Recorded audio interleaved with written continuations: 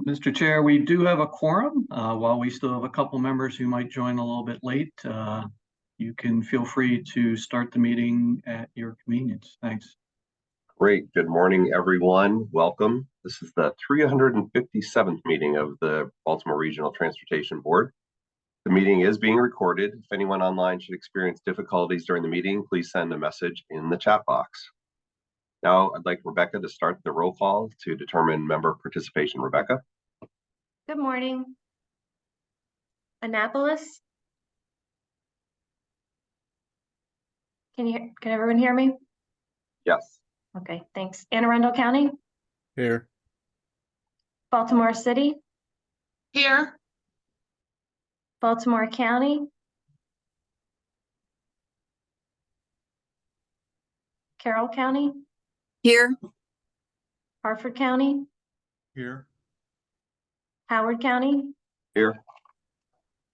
Queen Anne's County. Here. MDOT. Here. RTA of Central Maryland. Here. MDOT MTA.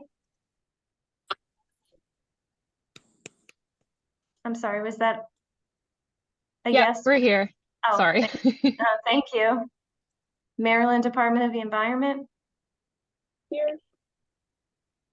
Maryland Department of Planning. Here. FHWA. Did I miss anyone? Annapolis is here, Eric Lashinsky. Okay, perfect. Thank you.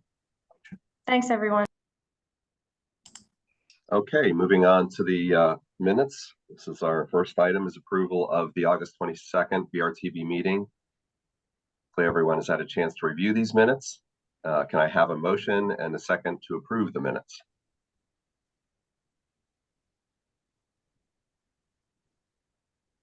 Motion to approve, Harford County. I'll second. MDOT. Thank you, Alex, and then Heather. Okay. Rebecca, if you do the roll call, the voting members.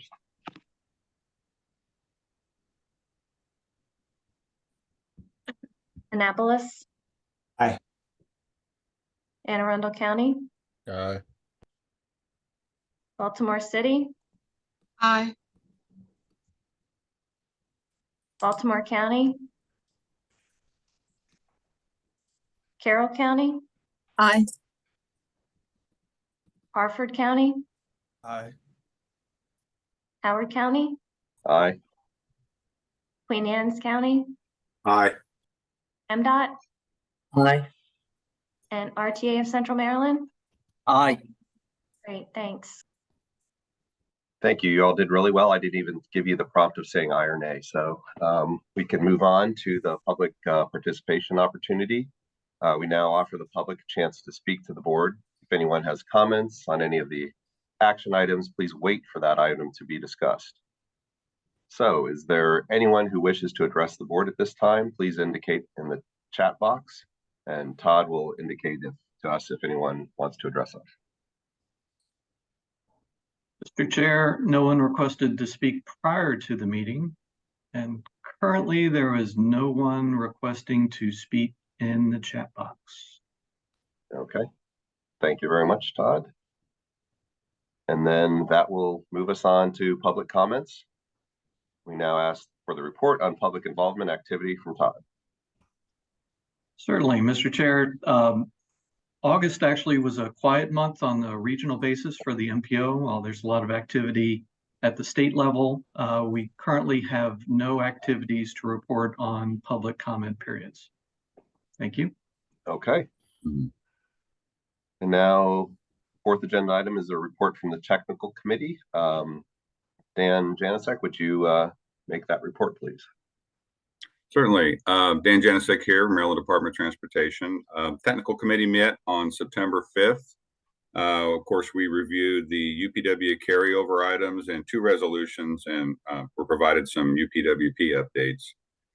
The first item, the resolution for the UPW carryover, which is on the agenda today, is needed in order to amend the FY 2024 UPWP to carry over funds for tasks that were not completed in FY 23 or earlier. For consultant or sub-area tasks that were not completed, the remaining funds need to be moved to the FY 2024 UPWP in order for reimbursement to occur. The staff walked the technical committee members through the consultant items, local support for BMC consultants, as well as outstanding local projects. Several options were suggested with one recommendation. The technical committee voted to support the recommendation and move this to the BRTB. The two resolutions for the TIP amendments, the first one is Anne Arundel County requested to amend the TIP to add one project for the replacement of the Governor Bridge Road over Little Patuxent River. That's a combined project with Prince George's County, so it's appearing in both TIPs, kind of split down the middle. The other one is the Maryland Department of Transportation. The Maryland Transit Administration requested to amend the TIP to add one new project for the Martin State Airport due to the award of a federal grant. That's the All Stations Accessibility Program. After the briefings, technical committee recommended moving both these amendment requests to the board. We also had a couple UPWP updates. The first one was on the Maryland Travel Survey, and this update centered around the issue of employment. The BMC staff discussed additional results from the 2018-2019 Maryland Travel Survey, specifically a study of employment that revealed employment levels by jurisdiction, as well as retirement levels, unemployment levels, and disabled non-worker levels. The data also revealed employment by age group, race, and ethnicity. Finally, the data showed that daily travel by trip purposes for each employment type. So I would suggest if anybody's interested in the Maryland Travel Survey to contact BMC staff for more information. We also reviewed the UPWP 2022 residential hotspot update. BMC staff reported on the region's housing growth in 2022, identifying 10 housing hotspots in Anne Arundel County, Hartford County, and Baltimore City. The top 10 hotspots accounted for 46.3% of all new units. Ms. McDermott shared an interactive map displaying the residential hotspots across the region. Finally, a wrap-up of Resilience 2050. BMC staff requested feedback on the planning process for Resilience 2050, as well as recommended improvements for the next long-range plan cycle. A survey was distributed to members with a request to return in 2 weeks. And that is our technical committee report. Thank you. All right. Well, thank you for that update on those activities and a preview of our action items. Can move on now to the consideration of resolutions. Todd, would you please introduce the first action item for us? Certainly, Mr. Chair. Today, the BRTB is being asked to consider Resolution 24-4 involving a request to reconcile the fiscal year 2023 carryover funding into the fiscal year 2024 Unified Planning Work Program. I will now go through a short description of the items that are going to be proposed to be carried forward. But first, let me go through a little bit of background. We do this every single September. Just as a reminder, our Unified Planning Work Program is a required action of the Metropolitan Planning Organization. We do this on an annual basis, and our fiscal year runs from July 1st to June 30th. So we normally approve our upcoming work program in April. We then get ready different contracts for local governments, start putting out RFPs for different types of consultant work, and the money becomes available in July 1st. After the accounting is completed for the previous fiscal year, we then come back in this September period on a regular basis and put forward a resolution to bring forward any consultant contracts and or local funding support that was not completed as of June 30th of the previous fiscal year. So again, I'm going to go through the balances and one of the recommendations regarding closing out some of the earlier tasks that had money still available in them. So let me quickly run through some of the BMC consulting tasks that we're proposing to bring forward into this fiscal year so that we can complete those. Some of these projects have been completed, some are underway, and some still need to go out to a request for proposals. The first item, the CAV integration for local governments, you see there was only $1,000 left at the end of the fiscal year. This task did wrap up in July. Currently, we are undergoing the Tapsco Regional Greenway, the Guinness to Southwest Area Park project. We did complete 2 pilot projects under the Transportation Land Use Connection Grants Program, but this is additional funding that has been approved through previous Unified Planning Work Programs that will be available for the next series of different land use connection grants. We have a fairly large, sizable amount of money available for studies of regional transit plan corridors that we've kind of accumulated through a series of different fiscal years. Again, the Central Maryland Regional Transit Plan is scheduled for an update here in the next couple of years. So we would like to have a discussion as to what to do with these different types of funds. But we do recommend that we move the funding forward and at least allow us to be able to access these funds depending upon what the board would like to do with them. An RFP is currently out for the Stony Run segment of the Tapsco Regional Greenway. There is an approval for a corridor access management plan program that we have yet to go out to an RFP, and we'll have a discussion with the technical committee about that. We do have an RFP out for the vision for the regional bicycle network. We are currently funding the lot skills and tech support program, including the some of the sessions at the TAM conference that is coming up over the next couple of days.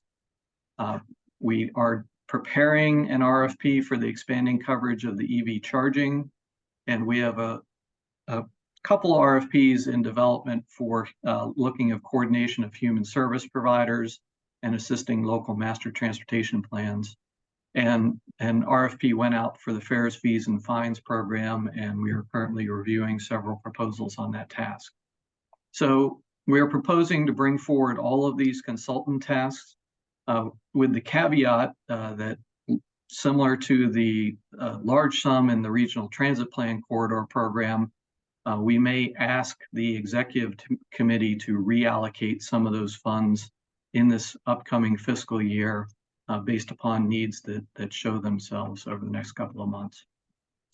Moving forward, we would also like to recognize the remaining sums in the local support for regional tasks.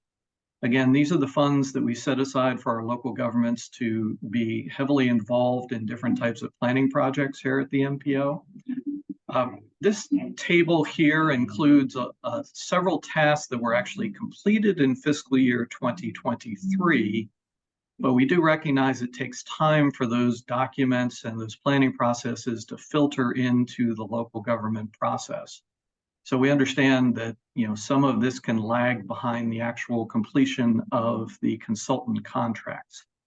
But we are proposing, and we sent this recommendation to the technical committee, that these tasks and the remaining sums that are available to the local governments should have their final billing period in Q1 of fiscal year 2024. So again, the last time local governments could be able to charge against these tasks would be in Q1 of fiscal year 2024.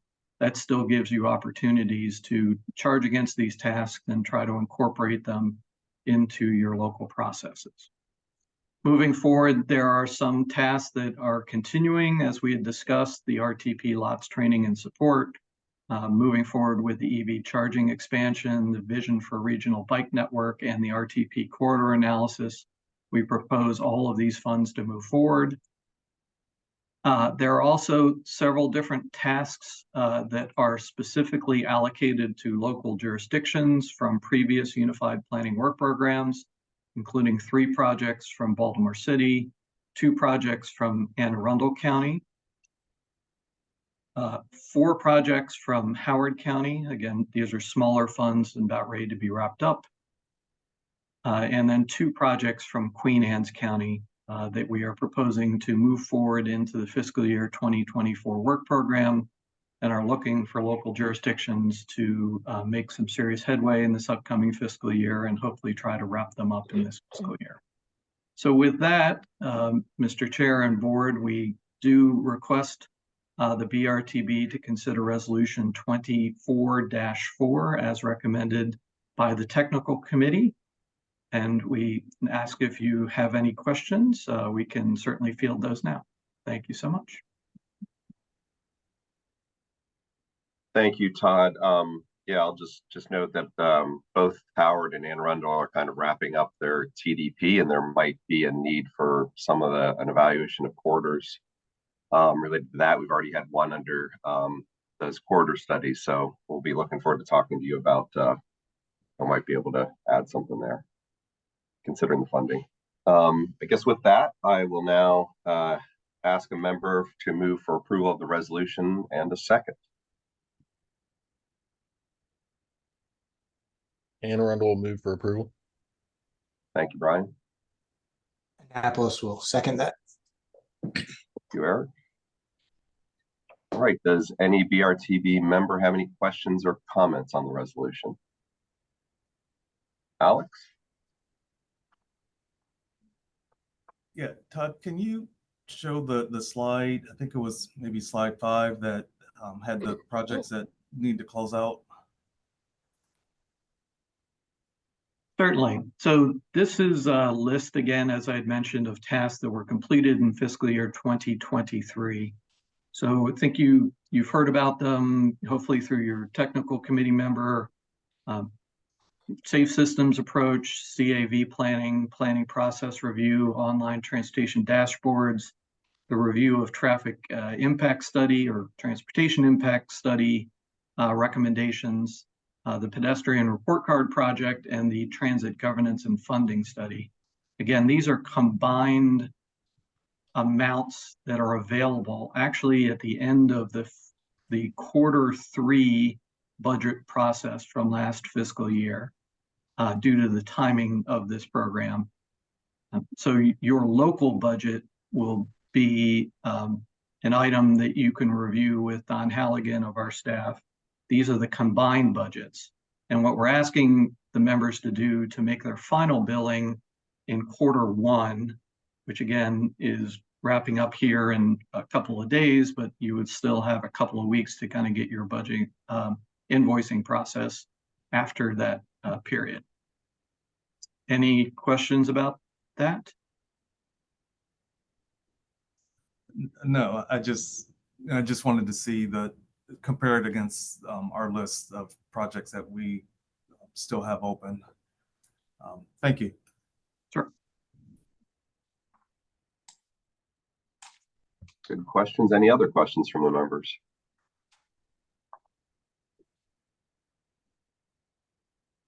Okay, seeing none, we now ask if any member of the public has any questions or comments on the resolution. For those online, please indicate if you would like to comment in the chat box. Todd, has anyone weighed in? Chair, I'm pausing a moment, but currently we do not have anyone requesting to speak in the chat box. Okay, thank you. And members, when Rebecca reads your name, please indicate aye or nay. Rebecca? Annapolis, Aye. Anne Arundel County, Aye. Baltimore City, Aye. Baltimore County, Carroll County, Aye. Harford County, Aye. Howard County, Aye. Queen Anne's County, Aye. MDOT, Aye. RTA of Central Maryland. Aye. Thanks. Okay, moving on to consideration of our next resolution, number 24-5. Today, the BRTB is being asked to approve resolution involving a request from Anne Arundel County to amend the 24 to 27 tip for the Governor Bridge over the Tapsco River. Keith Kacharek will introduce the amendment. Keith? Thank you, Bruce. In Resolution 24-5, Anne Arundel County is requesting to amend the 2024 to 2027 TIP to add one new project, the Governor's Road Bridge over the Little Patuxent River. This amendment adds engineering funds in 2024 and 2025 and construction funds in FY 26 and 27. Reconstruction of this bridge is jointly funded by Anne Arundel County and Prince George's County. This amendment was presented to the technical committee on September 5th, as Dan mentioned, and it was recommended to be sent to the BRTB as presented. The interagency consultation group has also reviewed this amendment, and it has determined the project to be exempt according to the conformity rule. So at this time, I'll turn things over to Brian Ulrich from Anne Arundel County to present the amendment. Yeah. Just a little background on the project or on the bridge. It's a single lane, single span structure border bridge between Prince George's and Anne Arundel. There's some conflicting dates, but suffice it to say, it was built in the early 1900s and it's over 100 years old. And the structure itself is designated as a historic structure. And you can see the location here just south of 50 in between Prince George's and Anne Arundel County. The existing conditions, the approach side on Prince George's is lower than the bridge itself, and so it's prone to frequent flooding. And then Patuxent River has been known to overtop the deck at times. In 2009, there was a weight limit posted due to the deterioration of the structure, and it was deemed structurally deficient in 2013. There was an attempt to make some repairs to extend the life, but it didn't work, and it had to be closed to traffic in 2015. The counties jointly did a alternatives analysis to try to pick a preferred alternative for replacement in 2018. Had some extensive public input and made a recommendation at that time. Next slide. And you hear some pictures of the deterioration that you can see from the bridge. It has been closed for quite some time now. Again, so the alternatives analysis included obviously no build and tried to do rehab, looked at doing rehab, new single lane structure on location, a new 2-lane structure on location. Both of those would retain elements of the existing structure as it is historic. And then same thing, but off-site. So leaving the bridge as is for historic purposes and building either a new single lane or dual lane structure adjacent to the existing bridge. So following a lengthy public input period and discussions between the counties, the alternative selected was alternative 3, which is construction of a new single lane bridge on the same location with retaining as much of elements of the existing bridge as possible. And again, here's some more detail on that alternative. There is some improvement on the Prince George's County side, both from the curve that was substandard approaching the bridge, as well as raising the approach itself as it floods, putting some pipes in under the road to try to clear a 2-year storm. And there are no right-of-way impacts anticipated. There are some utility impacts.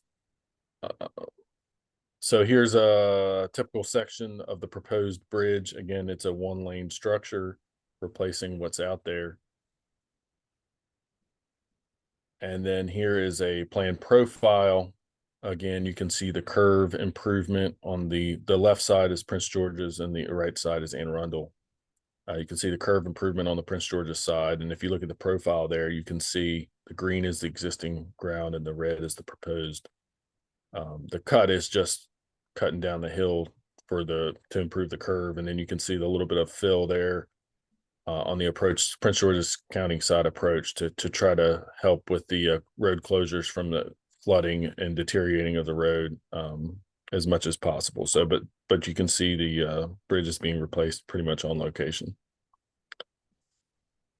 Here are the projected costs, and these costs are in our TIP, our half of the share of the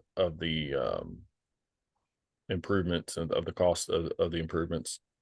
And then Prince George's, of course, is doing the other half. And this is a shared maintenance 50-50 costs. Prince George's is managing the project, but the costs are shared between the counties, and of course, then the same thing since we're in separate MPOs, the costs are shared in the TIPs.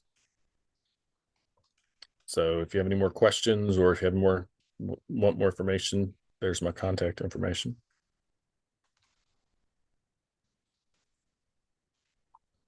With that, Mr. Chair, we ask the BRTB to consider resolution 24-5. Okay, we'll now ask for a motion to approve resolution 2024-5. Mr. Chair, Sorry. Notice this, the amendment says Governor Bridge over Patapsco River. I think it's supposed to be Patuxent River. I don't know if we can just adjust that on the fly, but. Thank you very much. You're correct. Thanks for catching that. Makes much more sense too now.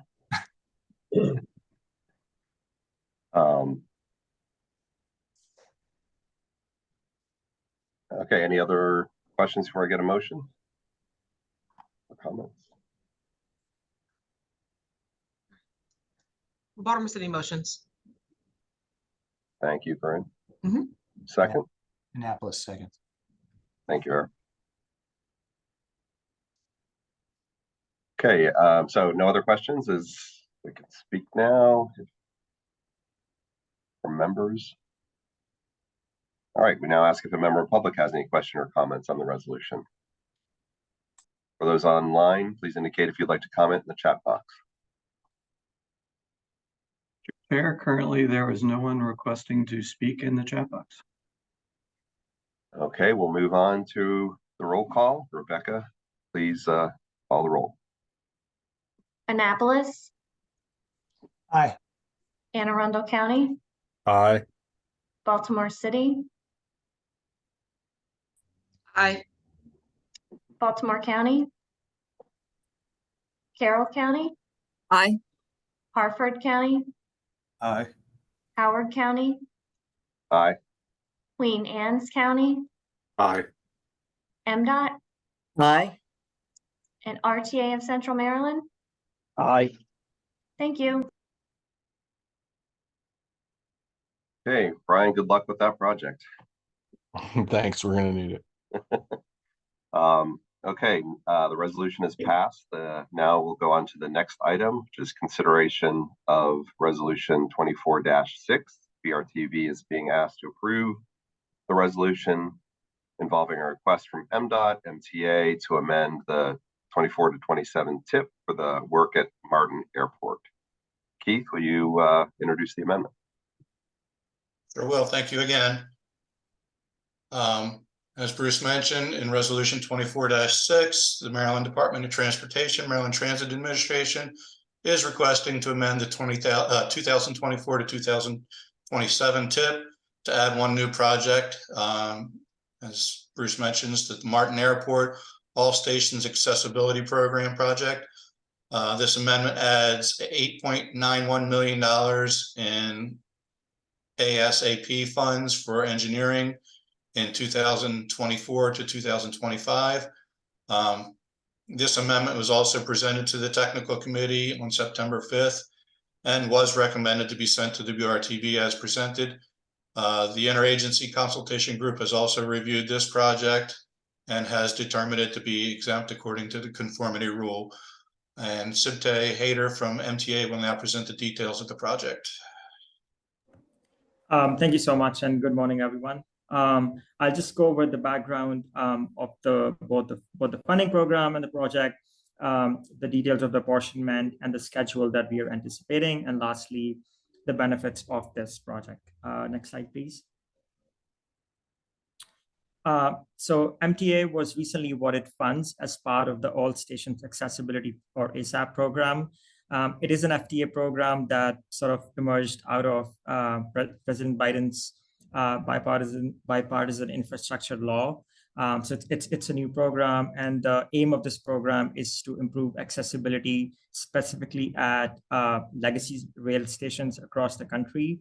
And to improve accessibility, so everyone, including those who use wheelchairs, strollers, or cannot easily navigate stairs, can safely and reliably access the rail system in their respective communities. Next slide, please. So the project that we had submitted for the grant and we got the grant is the Martin State Airport Martin State Airport Station Accessibility Program. Just a background about this station. So this is on the Penn commuter line. It's served by MARC trains on the Penn line, and this is the only station on the Northeast Corridor that has low-level platforms. And right now, passengers have to cross the track to access the trains, and also when they are deboarding. So what this project would do is essentially make it safer and fully accessible. And I'll get a little bit more into detail into what those improvements would be. But as part of this grant, we will develop 100% design and complete NEPA work for this specific project. Next slide, please. In terms of the apportionment amendment that we are requesting, adds a new project to the 24 to 27 FY TIP and would use the funding from the ASAP program. It has $7.1 million in federal funding and then $1.8 million in state matching. And this funding would specifically be used to complete 100% design and NEPA documentation. Next slide, please. The schedule that we are anticipating. So right now we're going through the process of like the funding agreement finalization, hoping to complete 30% design in 2025, and then final design, 100% design and NEPA are supposed to be completed in 2027, and then wrapping up the project by the end of 2027. In terms of the benefits, so as I mentioned earlier, this is a low-level platform. What this project would do is essentially add high-level platforms on both sides and would support those who with disabilities and mobility needs to access one of nation's oldest transit station by adding improvements to platforms, train arrival alarm system, and other accessibility improvements. It also makes improvements to ADA-related conditions, both for pedestrians and transit riders, and essentially certain improvements that would be targeted at making it safer for both pedestrians and bicyclists to access this station. That's sort of like the overall overview of the project. And I think the next slide is, yep. So if you have any more like questions, Erica is our point person for this program, and you can direct any questions either to her or to me. And we are requesting this amendment, and Erica and I are, I would welcome any questions at this point.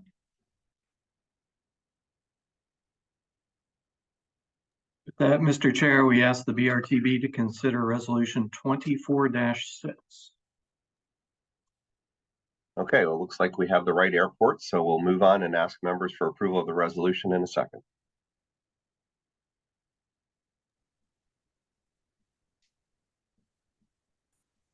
Motion to approve resolution.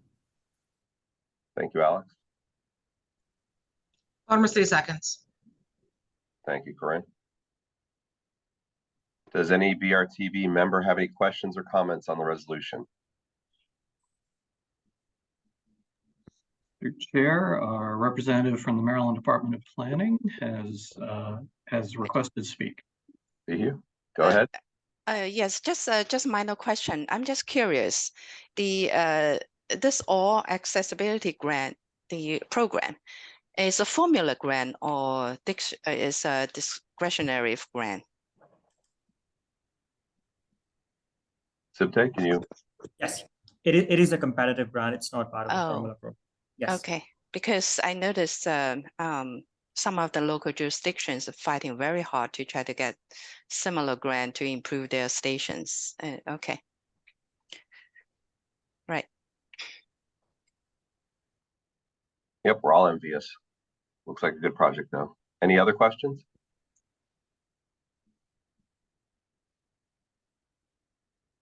Okay, Todd, any questions from members of the public? I do not see anything in the chat box I'm looking at. Currently, there's no one requesting to speak in the chat box. Give a second for anyone online to see if they have any questions. Okay. With that, members, when Rebecca reads your name, please indicate aye or nay on the motion to pass the resolution. Annapolis, Aye. Anne Arundel County, Aye. Baltimore City, Aye. Baltimore County, Aye. Carroll County,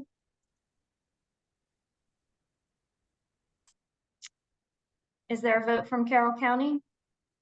She stepped away for a few minutes. Oh, okay.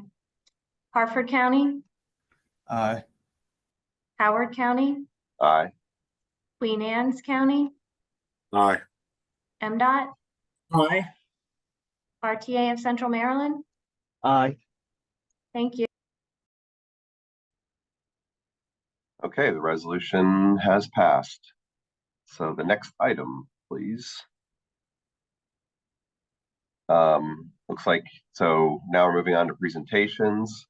MDOT, SHA, and BMC staff will brief the BRTB on a new initiative to evaluate safety performance for pedestrians and cyclists. We could start the conversation with Dr. Jay Zhang, followed by Cindy Birch. I'll turn it over to Jay. Thank you, everyone. Let me first share my screen.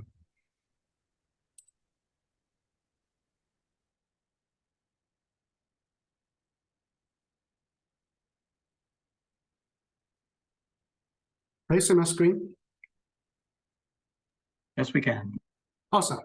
Thank you, everyone, for giving this opportunity to ensure that there's a study performed by State Highway Administration on the vulnerable road user safety assessment. And my name is Jay Zheng. I'm with State Highway Office of Traffic and Safety. Let me see. And the presentation will including the following parts. First, we'll introduce the purpose of this vulnerable road user or VRU safety assessment. Then we'll introduce the State Highway's larger product called Pedestrian Safety Action Plan or PSAP. The reason why that the PSAP and VRU safety assessment are very similar to each other. So we kind of piggyback our VRU safety assessment on PSAP with almost the same data and the same methodology. And of course, there's some difference between those two products. We introduce the difference as well in the next part. And then we'll demonstrate the high-risk areas for each areas within the jurisdictions of BMC. The last one will be next steps for the VRU safety assessment. First, let's give a clear definition of what's VRU. Based on Federal Highway definition, it's the same as non-motorists. What we talk about ped bike is we are almost talking about the same thing. So, but please note that this is Federal Highway's definition. In other agencies, they have a different definition system, which may include motorcyclists as one of the VRUs. But for our study, we don't include motorcyclists. They are all non-motorists or ped bikes. And so we are going to evaluate the Maryland safety performance for peds and bikes and develop our improvements strategy on safeties for those travelers. And I think I may miss something. I'm sorry. And again, this safety assessment is a requirement from our federal IIJA or BIL for all 50 states plus DC. So we are required to develop such assessment and get it approved and published by our government office by November 15th, 2023. Now it's middle September. We only have about 2 months to get it finalized, approved, and published. So as I mentioned, this value assessment is mostly based on our pedestrian safety action plan. So we'll give an introduction on the PSAP first. And PSAP is mostly based on the context-driven strategy developed by State Highway. So with this strategy, we defined the contact zones based on various situations like the management development, infrastructures, densities, pedestrian volumes, traffic volumes, post-speed limit, everything.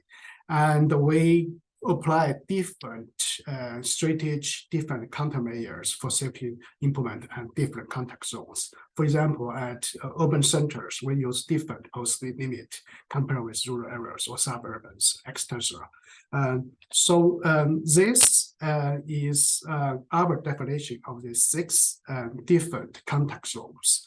You can see that we divided the urban areas into more detailed contact zones based on different factors. And as you can see on those pictures, I mean, again, on this map, we shows the location across the whole state of the based on the definition of the contact zones. And the purple color shows urban cores. You can find it there are very few areas in Maryland, such as in the harbor or downtown Bethesda, Friendship Village.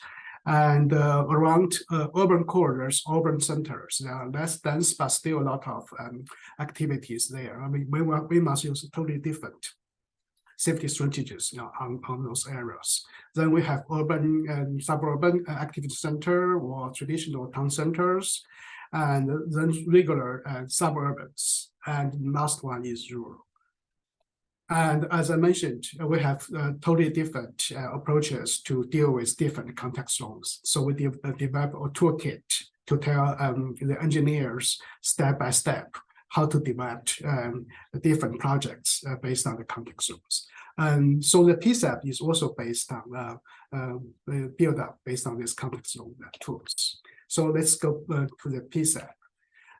Of course, everybody knows that pedestrian safety is very important, and everybody is working. And the situation of pedestrian safety in Maryland is not good. About 1/4 of our road traffic fatalities are pedestrian fatalities, which is higher than statewide and the nationwide average. And the yearly trend is increasing. We see more and more pedestrians got killed, especially during the pandemic.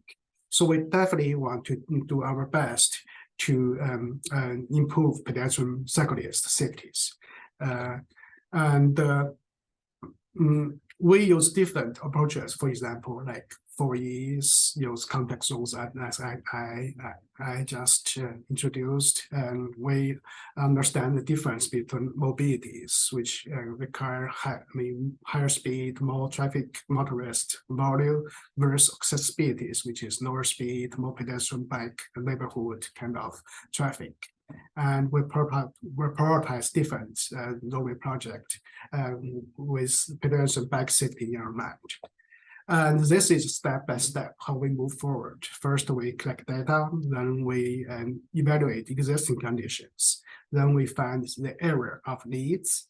And based on that, we prioritize different corridors, identify the top 10 corridors per our district. There are 7 districts in state highway. So I'm going to introduce now to introduce that district by district later.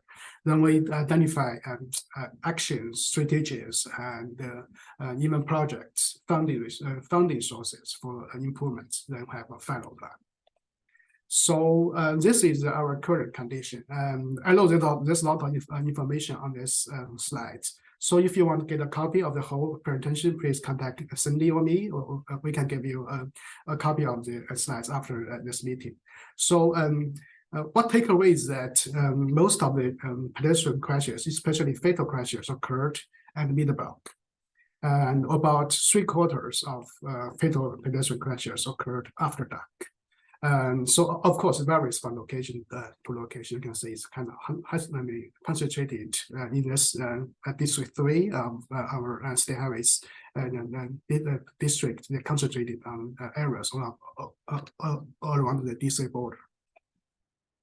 Then we move to the next step. We identify the areas of need. We have multiple mayors to be considered. Give scores for different mayors and give different weighting point. Then we get the final scores for next step prioritize. So we consider the public input. We get equities considered. We get, of course, crashes. We divide into non-fatal crashes and fatal and serious pedestrian crashes. Lastly, we got the short trip opportunity areas or story.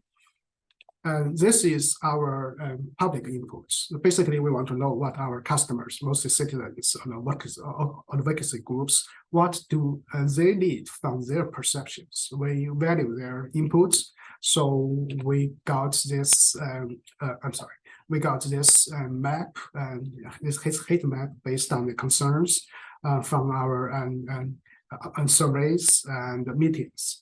And the next one is equities. We look at different areas, non-English speakers, non-white populations, population with disabilities, low income, young and old populations, and households with no cars. And based on those factors, we get the areas of equities based on different index, and we show that on this map, as you can see. Next one is non-fatal crashes of the pedestrian bike, and it shows in the latest 4 years. And this is fatal and serious pedestrian bike crashes shows us. And last one is the story. Again, the story is based on different subgrades like employment densities, population densities, school coverage, traffic coverage, households with no cars. With those conditions, there are more chance for travelers to choose walking or cycling as their travel mode. So we combine all the above things we mentioned, like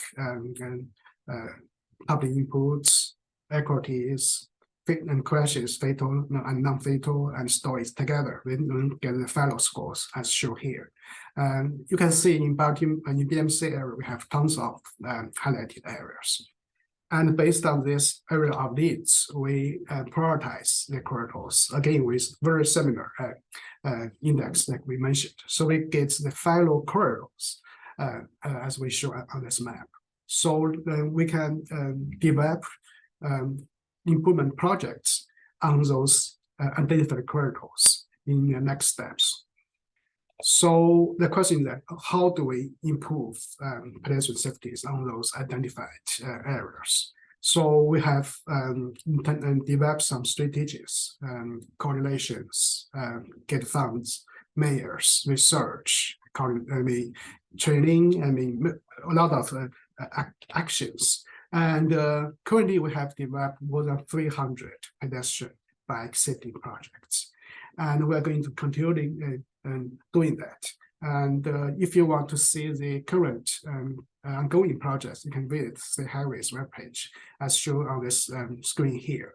Different colors shows different types of the improvements. They are in different stages, some in design, some in construction already. And on the funding, we have secured at least $75 million for pedestrian safety programs, just under the PSAP. There may be other funding sources be added to this.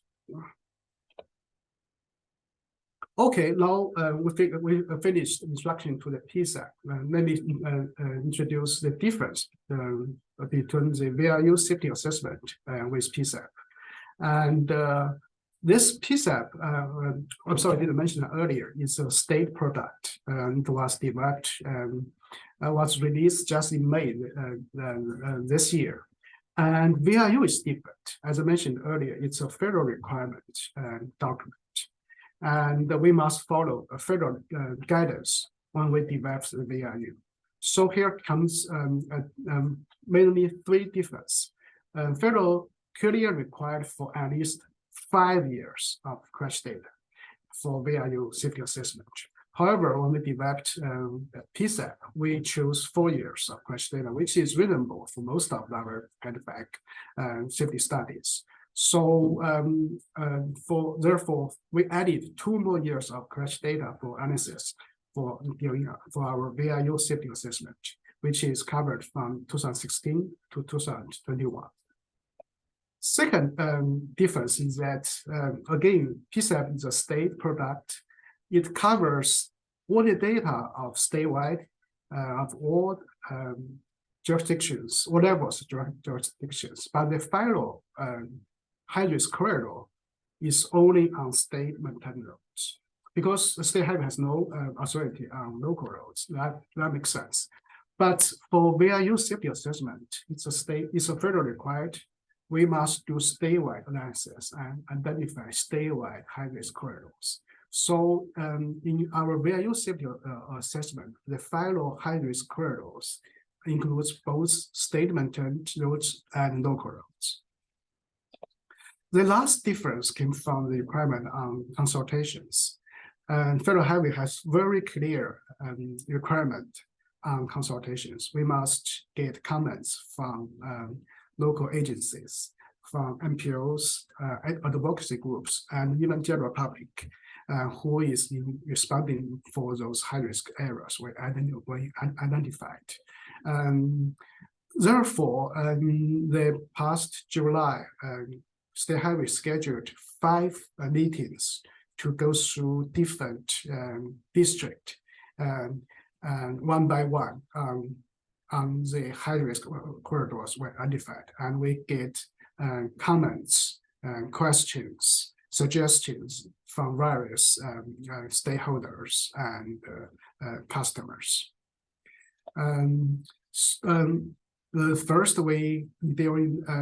The first consultation methodology is the consultation meeting. As I just mentioned, we got 5 meetings. So mostly during meetings, we go through each corridor one by one and ask the following 3 questions. What's your concern on safety, on pedestrian safeties? Second, what's your concern on cyclist safeties? Last one, what's your suggestion of improvements to address those concerns? The second way of consultation is online survey. We put survey webpage on state highways, internet. We shared the link to the survey to a very wide audience. And we even published on our newspapers, so even general public can access those consultation meetings and this online service and provide their comments and feedbacks. So in the survey, we showed the high-risk corridors we identified and asked the same 3 questions. So this is the user interface as we show on the online survey webpage. So basically, the user can click any highlighted corridor, as you can see on the big screen, and then click submit corridor feedback. Then we pop up second window, as you can see on the lower left corner of the screen, shows the corridor name and the same 3 questions. In addition to the 3 questions, we have a 4th question: that any other comments to this corridor or in general. So make sure that we got all the possible comments, questions from our stakeholders and customers. So now let me go through each jurisdictions in BMC on the high-risk corridors we identified and we discussed during the consultation meetings and online surveys. First is Baltimore City. We identified about 22 top corridors, and you can see on the list on the left and on the map on the right side.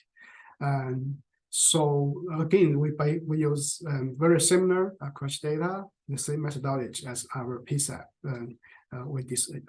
we introduced. And during the on our survey and the consultation, we go through the corridors one by one. We make sure that all participants got all their questions, comments addressed before we move on to the next corridor. I know there's a lot of corridors to go through, so I'm just going to go through the corridors very quick. But if you have any comments or additional questions, feel free to raise your hand during the meeting, or you can request for a copy of the slides, and you can review and send back your comments later to me.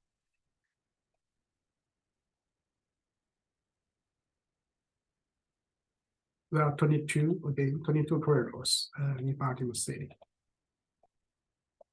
And we got the comments from Baltimore City, advocacy groups, and general publics already during the consultation meetings. And here are Baltimore County and Harford County, because they are all maintained by District 4 of State Highway, so we'll put them together. Similar like Baltimore City, we have a map shows the corridors, and the table shows the same corridors with detailed information. And as you can see on the map, the red highlighted in red corridors are state maintained roads. The corridors highlighted in yellowish, golden color is local roadways. We kind of have some combination between state and local roadways in our fellow high-risk corridors. Again, we go through these corridors one by one during our consultation meetings and online surveys.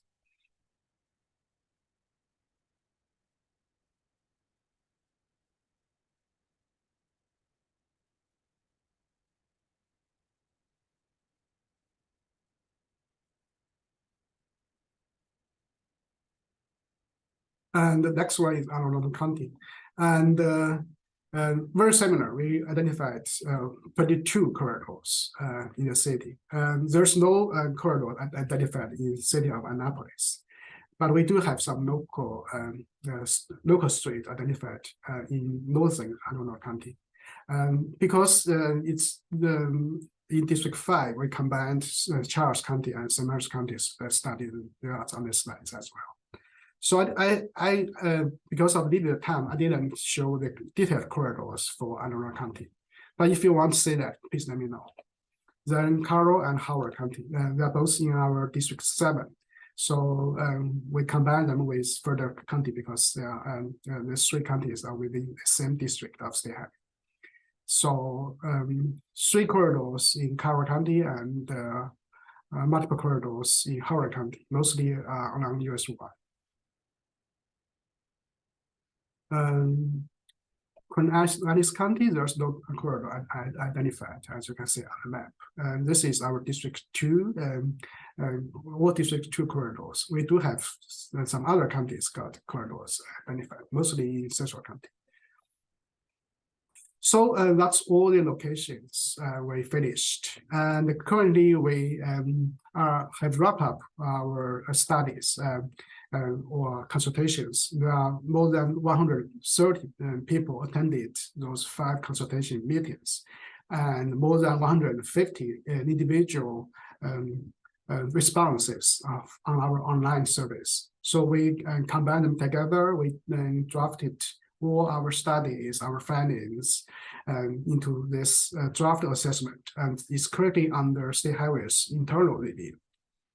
And in next month, in October, we are going to circulate the second version of the draft for further review. If you want to review that assessment draft, please contact me, and I'll be more than happy to share that with you. Mostly, we need our governor's office and also Federal Highways district office or division office to review our draft, give comments, and hopefully we can address all their comments and get the approval and get published by November 15th. And my understanding is that due date cannot be postponed. There's no option to got some delays for that due date. So that's all my information to be shared today. If you need any other information or have any questions, here's my contact information. Great, thank you, Jay. And good morning, everybody.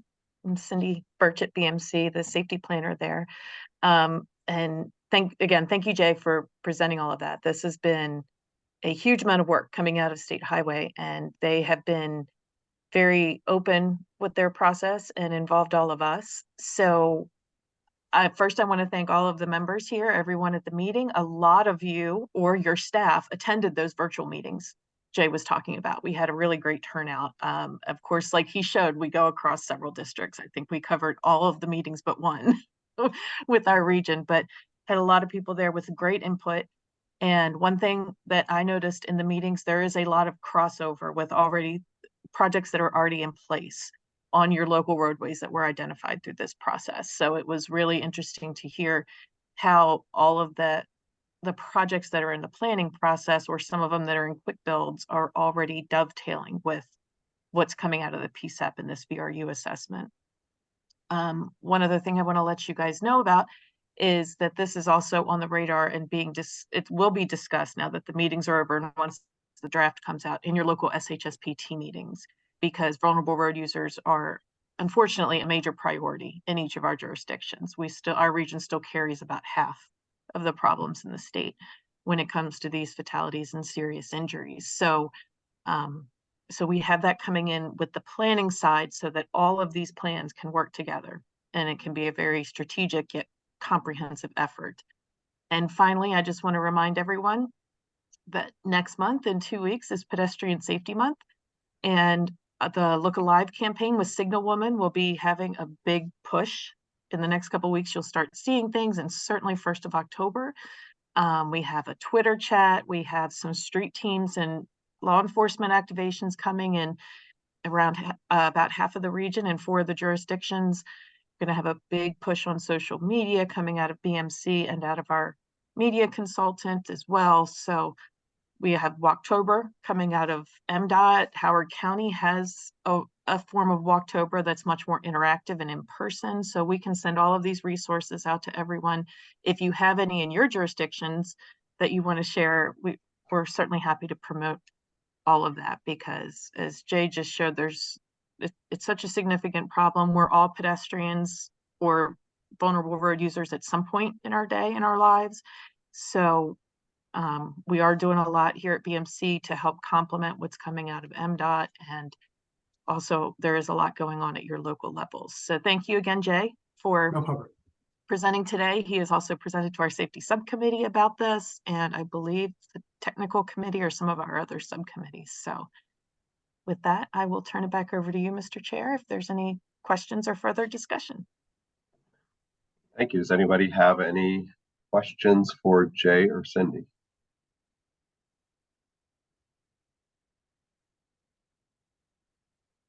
Bijou? Yes, thank you. Thank you, Dr. Dan and Cindy. This presentation is very informational. How do I say? Informative. It's very helpful. For the federal highways VRU assessment, and you collect the information for local roadways. You probably already talked about it. I probably missed it. Did you use the crash data for the local roadway, or you just got the information from the public comments only, or you also use the existing crash data for local roadways? Oh, sorry, I didn't make it more clear. Yes, I use crash data statewide, which including all levels of roadways: federal maintained roadways, state maintained roadways, county maintained, city maintained. It's all there. Yeah, definitely. Yes. I probably also missed it when you show the Eastern Shore map for the Queen County. I didn't see any corridors in Queen County. Is that? That's correct. Yeah, there's no corridors identified in correct. Let me share my screen again, if you don't mind. Oh, okay. Why there's no any priority in Queen County? Again, I mean, this whole corridor are identified in a data-driven process. So as we mentioned, we use different data, crash data, and public inputs, equity data and story data. I mean, we gave different scores on different data, and then we put them together, we got the final scores. Then we only pick up the top 10% corridors as our final identified corridors. Yeah. For that performed per district. So we understand for some counties they don't have even one corridor shown up because there are other busy counties that take over all the top corridors. Okay.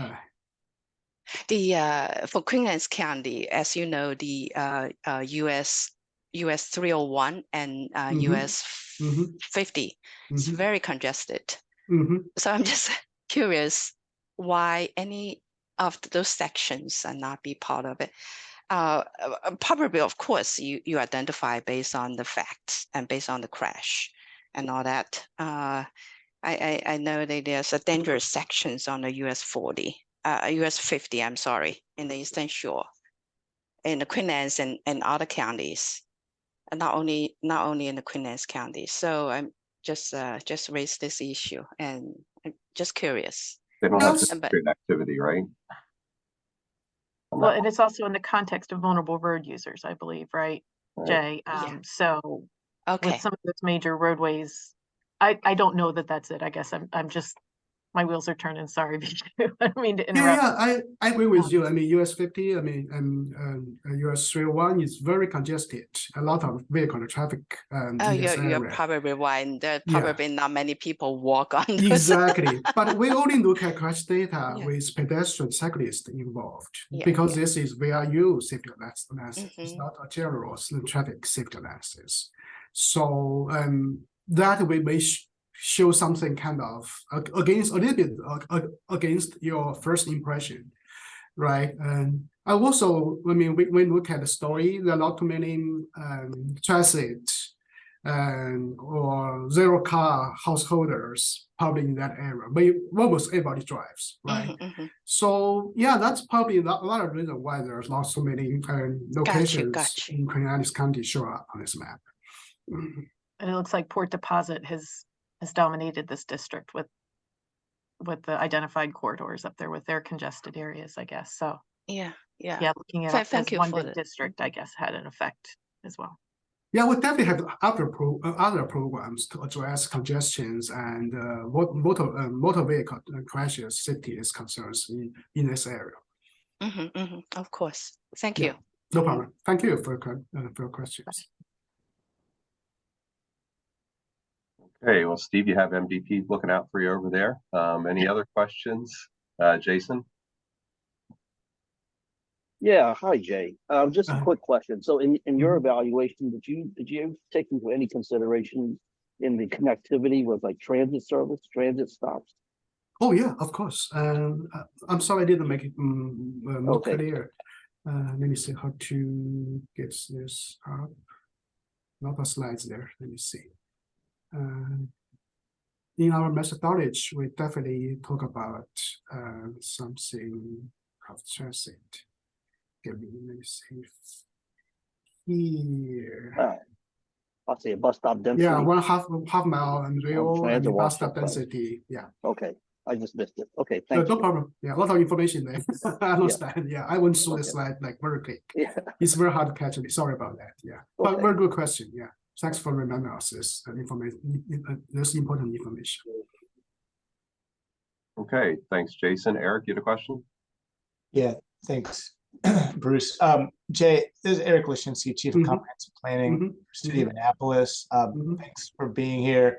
I have participated in this planning process and probably a couple occasions, and I think some of our comments from the City of Annapolis have been addressed, but I wasn't aware that you were including non-state roadways, and so our comments in the past have been focused on the state roadways that go through Annapolis. But if you are including non-state roadways, I would say that Forest Drive in Annapolis should be on this map. I mean, it is probably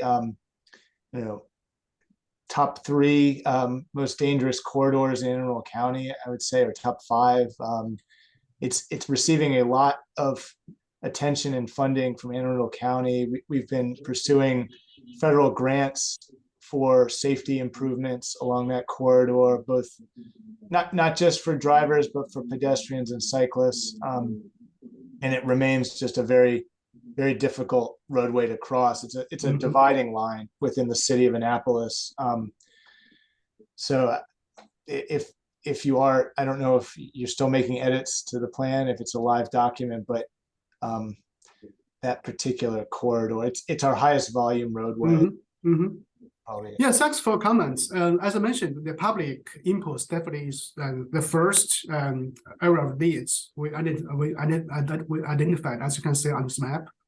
And I believe in Annapolis area, we do have Forest Drive kind of even parted by this arrow there. So this information is definitely taken. But however, we have to look at other informations as I introduced, the crash history, stories, equities. So yes, maybe if you only look at the city of Annapolis, Forest Drive, or many other corridors, like maybe King George Street. For me, there are two circles, Third Circle, Church Circle. They are all dangerous. But if you compare with other situations, maybe other situations worse. Within the whole county or even a district. For example, Green Valley may have much more dense populations, much more people using crosswalks, sidewalks, much more crash histories compared with Forest Drive. So unfortunately, we have to focus on Green Valley. I just made up. Okay, it's not the data, but that's a concept. So I understand. I understand. Your concern. You definitely need to do something there. But this is just a data-driven process. Yeah. We must follow what the data tell us.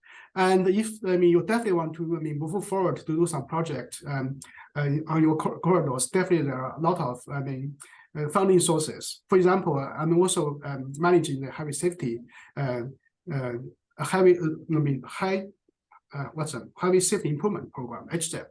We do have a local program, so all local agencies, county, cities can apply for projects, and we got a lot of federal fundings to support.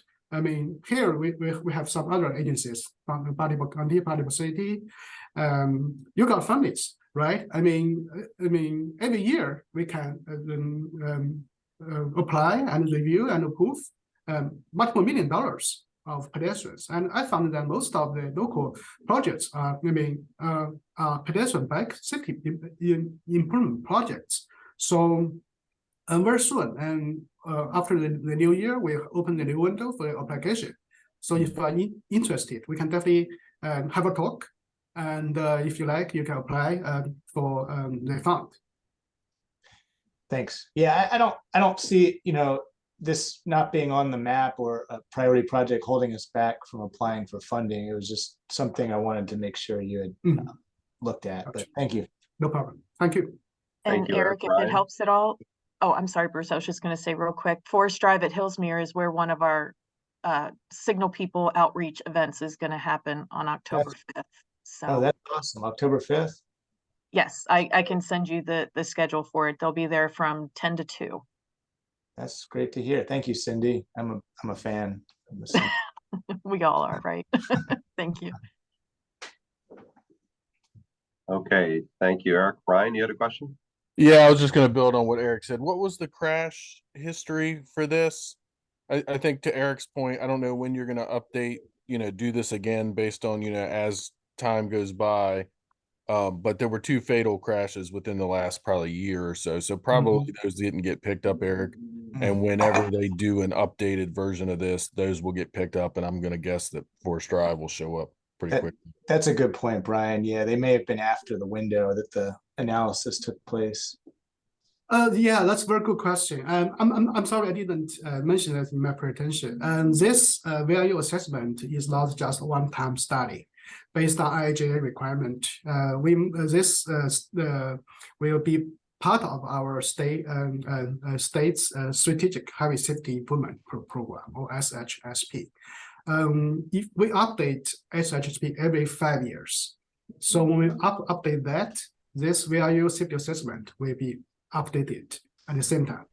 So our current SHP is from 2020 to 2024.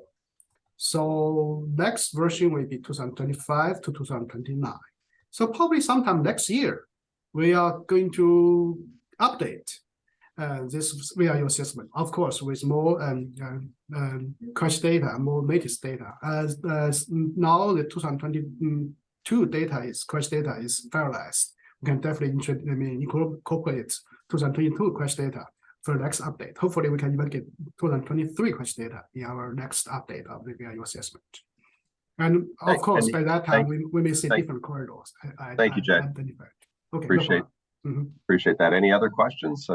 We can move to the next topic area. This is a really important one, and we appreciate the time on this. I just want to make sure I'm not missing any other questions. Okay, I guess I have one final question. With the 130 people that submitted public comments, will they get a notification when your next version is out there, rather than having to request something from you? Are those folks on the automatic list to receive the latest update? That's a very good question. Yeah, I mean, of course, when we finished the final assessment, we got approved by our governor office and Federal Highway. We're going to publish on the internet, so everybody can access those published documents. And the comments from those 130 meeting participants plus 150 online survey providers. They can see their comments there. They can see each other's comments there as well. We are going to try our best to address the comments.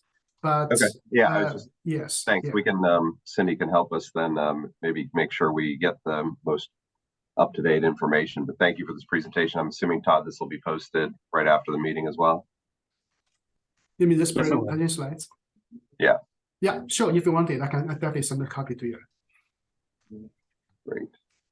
All right. If there are no other questions, I think we're ready to move on to the conference topic update. Todd? Okay. This will be a quick little update for everyone. Upcoming is the Association of Metropolitan Planning Organization annual conference. We have some members going. Always like to remind members kind of different topics that could be of interest. The whole idea behind this is to bring back some best practices from across the country, see whether or not they could be applicable here to the Baltimore region. So we went through some of the program that some people might be interested in, some of these topics. We could potentially build some projects around them. First one is one that is happening actually earlier on the conference than a lot of members are going to be able to attend, but there's a pre-conference grant writing workshop.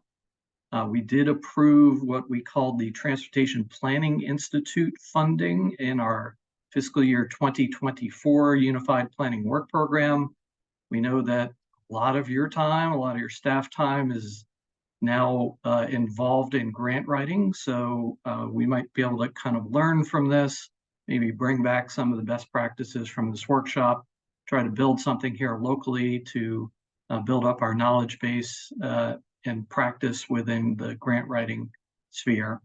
Another item is the obligation workshop. Again, this is kind of delving in a little bit beyond some of the tip and long-range plan work that we do here at the MPO, and having people understand a little bit better how actual appropriations and allocations are obligated through Federal Highway Administration and FTA, so that you understand kind of what happens after a tip amendment gets approved here or through the CTP also. There's a lot of different work going on in scenario planning. We might be able to kind of potentially bring some of that back in the period between the updates of our long-range transportation plan. And then also a big focus of the conference is greenhouse gas planning and implementation. Of course, there's a lot of work going on at the state with the mitigation work group and some of the recommendations that they're making. And we're all anticipating some legislation coming into the General Assembly this year. So we might think about potentially figuring out how that fits into the regional planning process also. There's some interesting focus on MPOs and economic development. And this is becoming a bigger topic as we start integrating our work with different economic development corporations throughout the state. There's also discussions of public and private sector partnerships. Again, we've had examples of those at the statewide level and to a lesser extent at the local level, but we might be able to kind of shed some more light on some of the potential advantages and potential pitfalls of public-private sector partnerships. Another item is focused on performance-based planning. We have a lot of data now for several years on things like bridge and pavement condition and transit asset management and congestion and air quality. MPOs are kind of turning those into not only scenario planning to try to understand how they might be able to move the needle in some of these different areas, but then also looking at comparative numbers versus other regions within the country, just to understand where our region is in a comparative basis. And then a lot of work, obviously, on safe and complete streets planning. We all know we're writing a lot of grants on, safe streets for all and trying to implement complete streets programs within our jurisdictions. So try to take notice of some of the work that's going on throughout the country. I'd like to remind everyone that the idea behind this is we bring back potential topics, and those discussions will likely happen at the technical committee, potentially at the BRTB, and through our Transportation Core program. We develop a draft program, and in February, the technical committee adopts a draft fiscal year 2025 Unified Planning Work Program to go out for a 30-day public comment period. We get those comments back in March. In April, we present a recommended final UPWP budget and work program to the tech committee and make the approval at that April BRTB meeting, submitted to Federal Highway, FTA, and EPA. And ultimately, the fiscal year begins in July 1st of 2024.